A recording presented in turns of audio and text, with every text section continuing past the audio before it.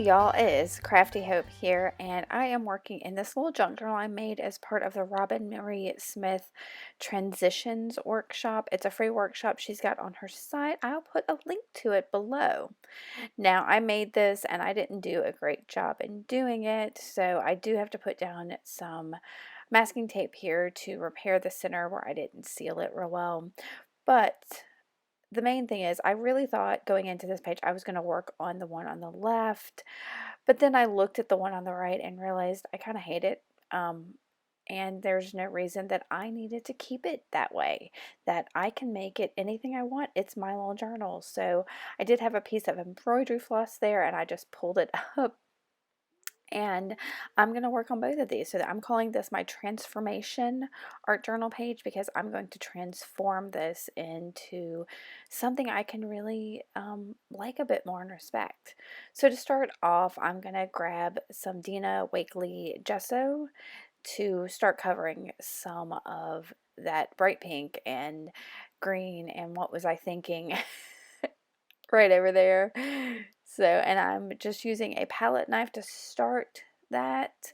I don't have quite enough gesso, so I'm going to use some more. And gesso is a great way to cover up something you don't like. If you know, you can paint over it, you can gesso over it, or you can collage over it, which I'm going to do after I finish getting this gesso down. So I'm putting, you can see there's a lot of texture that palette knife is adding. So I'm going to grab a brayer real quick and just kind of brayer it out to take away a little bit of that texture because I didn't need all of that. I wanted these two pages to feel a little more cohesive. So I have already pushed all of that back. You can see that that bright pink and green is not popping there anymore, and that's a great beginning. Okay, so I'm pinning my pages back down, and then I'm going to get to drying this gesso super quick. Once I get it dry, I'm bringing out my box of scraps, basically. It's got all kinds of different things that I've altered or have been under papers or just little pieces of scraps of other things I've used. And I know since I'm covering up both of these pages, I want fairly large pieces. So I started with this one, which is a piece of I think it's some coffee dye deli paper maybe that I stamped onto. I think that sounds right. And since it's deli paper and I know it'll go transparent with a matte medium, I went ahead and pulled out my matte medium instead of my Ooh glue stick. And I've sped this up by 4 times because I know how monotonous it can be to watch me collage things because I am just doing the same thing over and over again, tearing pieces down and using a little bit of gel medium to stick them down. So there's another piece of paper that I had stamped on, and then some black construction paper, and my favorite, which is dictionary paper. And I think that's a piece of fabric there too. And I'm not going overboard with this. I'm not going to cover this whole page with collage to cover it up. I just want enough to detract from the fact that there's that pink and green still kind of showing in the background over on that right page. So that's all I'm doing. I think that's it for the collage, and I'm going to come in with just some super cheap gray paint. This, I believe, is the Apple Barrel brand, which I think I got at Walmart, and it's just a really basic light gray. I will have the name of the paint for you below. I'll find it so that if you like that shade of gray, then you can find it too. So, and I'm using like a natural bristle brush just to kind of get some really randomness to that, get the edges to kind of, or at least that's what I was trying to do, to get the edges of the paint to be kind of fluffy. So, and I thought that that kind of brush might help with that a little bit more. Yeah. And you can see this is I've turned this page into like super neutral. There's actually no color to this, and there's not going to be a whole lot of color to this. And I don't know why I didn't clip out me blow drying this here. That's crazy. I guess because I wanted you to see that I'm also going to add a little bit more of that paint with my finger. I use a super wet paintbrush there to kind of move some of this around, and then I think I'm going to start drying it again real quick. Yep, that was it. Once it's dry, I'm coming in with a Distress Oxide spray, and I believe that's Cracked Pistachio. Again, I'll have it listed below with a link to it on Amazon if I can find a link to it on Amazon. So I just did a couple sprays, one on each page pretty much, just to add a little bit of color to the page. And then from there I'm going to dry it again.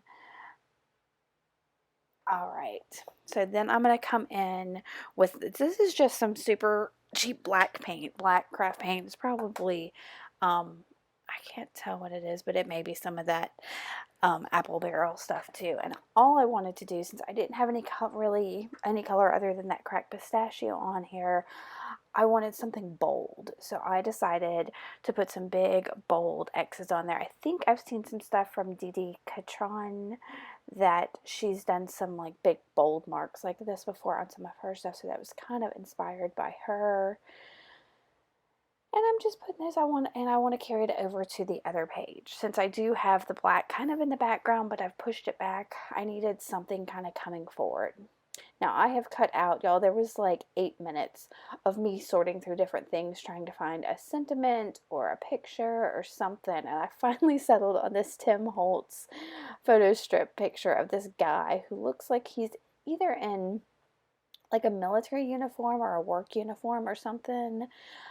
And I'm going to tear these edges just a little bit to give it more of a natural feel, so it doesn't feel like it's straight out of a pack of photo strips.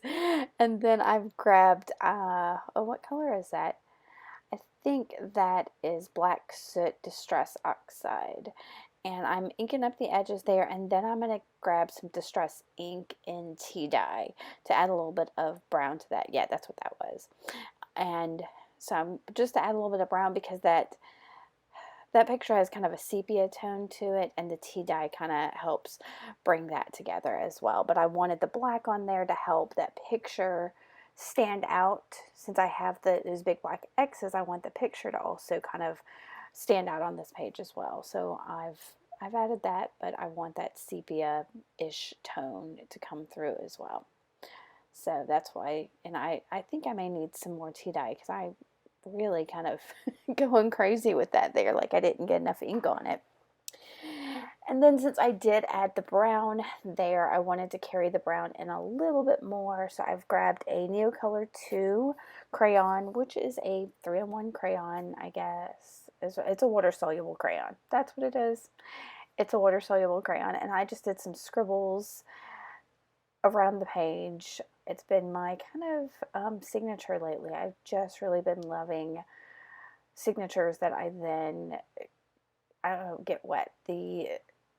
I love the Neocolors, but they don't bleed quite as much as like the Stabilo all pencil bleeds. But I'm playing with it. I'm making it work. And for some reason I'm gonna take it here in a minute and just scribble in that upper left. And there I'm using, that's a Stabilo Woody that I'm using there as well. So I guess I'm using both of those things and just kind of getting some brown on that page. Again, like I said, I put that tea dye, which is kind of a brown, onto the picture, and the picture has kind of a brown tone to it. So I like to have those balances that, you know, if something, I don't know, I want it to stand out, but I don't want it to be so unbalanced. Now, that is more of my matte gel medium that I'm just putting on the back of my little guy and sticking him down, and I'm going to weigh him down real quick. And while I'm weighing him down, I'm going to start looking at sentiments, because I know I love me a good sentiment on a page. And I cut out about 2 minutes of that and finally decided on these Tim Holtz metallic quotes.